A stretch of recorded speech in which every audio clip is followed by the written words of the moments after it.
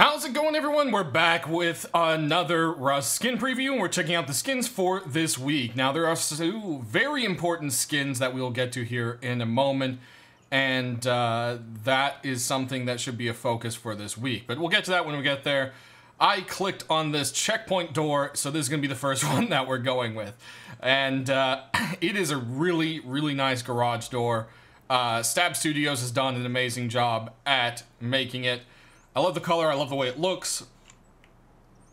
You can see it's pretty much identical on both sides. Now, one thing you do have to keep in mind when using this, you can see through the top of it.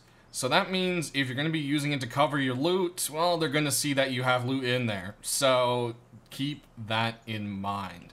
Regardless of that, it makes a really sweet compound door because it looks like a checkpoint. It's awesome, and it's got that neat military or kind of like hazard zone kind of look to it, and they did a good job. So definitely loving this garage door.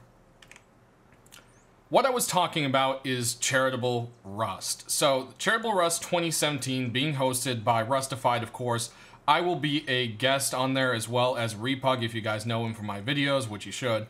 And we'll be there, part of the stream. We're going to be doing Rust Olympics and a arena, and we're gonna probably not do too well in the arena, but I'm looking forward to the Rust Olympics because that sounds like a ton of fun. But enough about us and more about the charity. This charity is, you know, a 12-hour stream. You can go ahead and get the details there.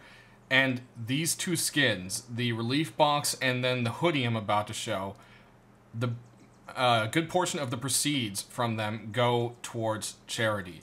So when you buy these skins, that is where it's going, and that's why they're a little more expensive. Obviously, boxes are usually like $1, $1.50, $2. This one's $5. You're wondering why? Well, that's because of the charity. Same thing with the hoodie being, instead of like $1.99, it's going to be $10. And here is the hoodie. And at first, it kind of looks like a burlap shirt, but it's not. It is a full-on hoodie. It's really cool. It's got the Charitable Rust on the back. No glowing this time like the last one, but you know, you got to be different, and I think this is just a really awesome looking hoodie. It looks great, and it's pretty neat. And I wanted to correct one thing. All proceeds from the skins go to the charity.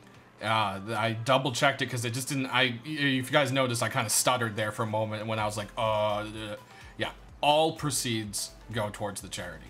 None is being kept by the skin creator or Rust themselves. Next up, we've got the two sword from Bad Trip, and I have to say, Bad Trip has brought us one of the coolest looking swords I have seen so far. This thing is awesome looking.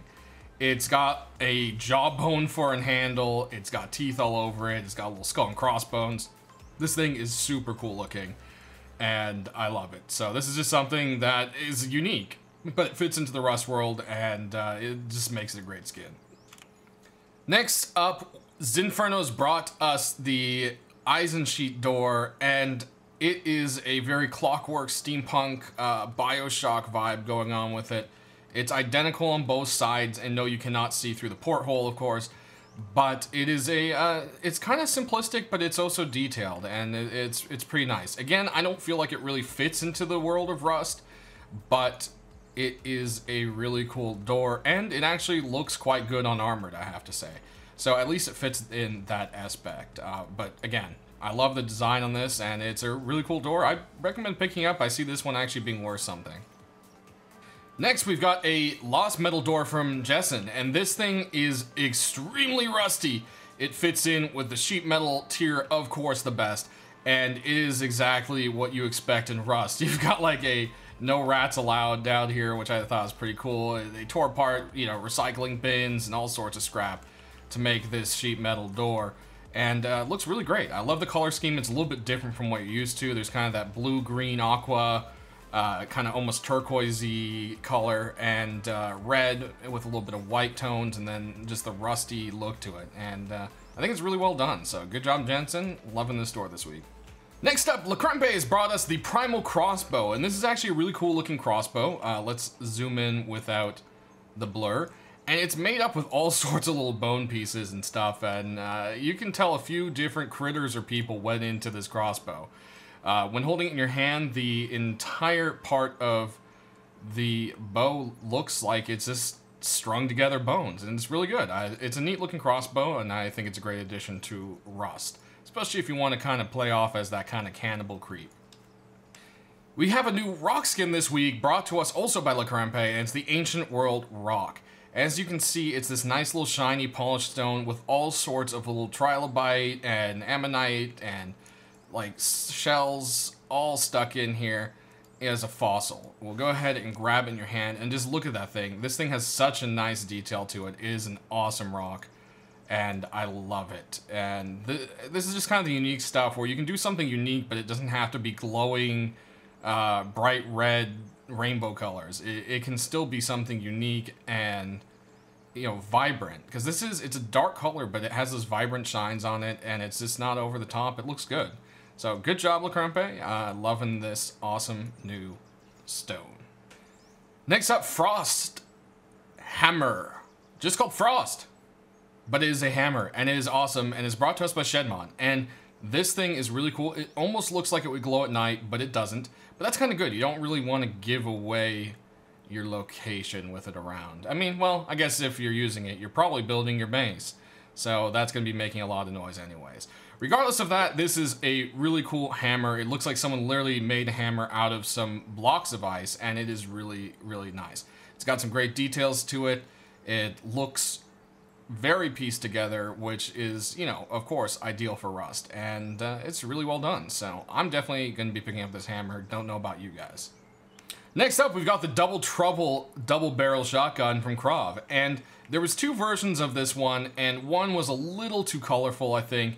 But this one just has a slight little tempered bit at the end. It's got nice look to it. It's got Double Trouble gouged into the butt of the gun. And altogether, it looks really cool. There's a nice little green screwdriver in there, and aiming down the sides, it looks really cool. It's got lots of detail to it. And when you hold it in your hand, normally without the aiming down, you can just barely see the tempered, and it looks nice. It almost looks like it used to be part of a tailpipe that's, you know, galvanized, or that galvanization, you know, that happens on like a barbecue grill. And it's kind of neat. I like it. It's not overly flamboyant with the tempered look, but it just has that nice touch to it. And it's a nice little double barrel. And finally, what you guys are probably waiting for is the first two Python skins to be accepted.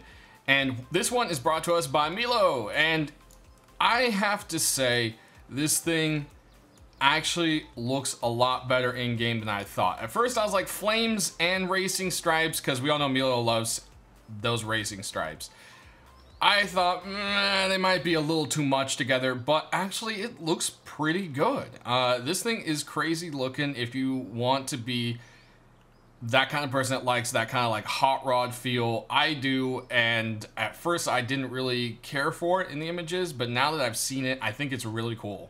And it's actually a pretty legit skin, and hey, it's one of the first two Python skins accepted in the game, so it might be worth jumping on it. But anyways, good job. I like this skin, and let's go check out the next one. Now I have to say, I love this one a ton. The Phantom by Shedmon here it's got nice gold trim. It's super fancy, exactly what you would expect from like a Colt or, you know, well, a Python.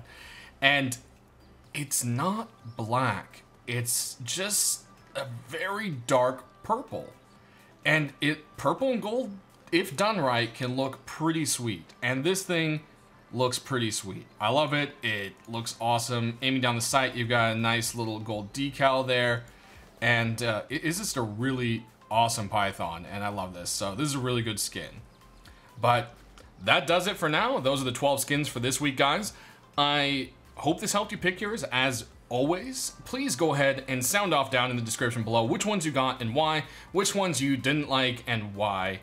And don't forget to show your support for me by liking the video, sharing it, please, it's so important to share it, and to make sure that if you haven't already, you click that bell notification so that you don't miss any of these in the future, because YouTube just doesn't send things out to sub boxes properly. And yeah, it's a whole mess. So if you want to support me and you like these videos, please make sure that's done. As always, guys, thanks for watching. We'll be back next week with those skins. We'll see you then.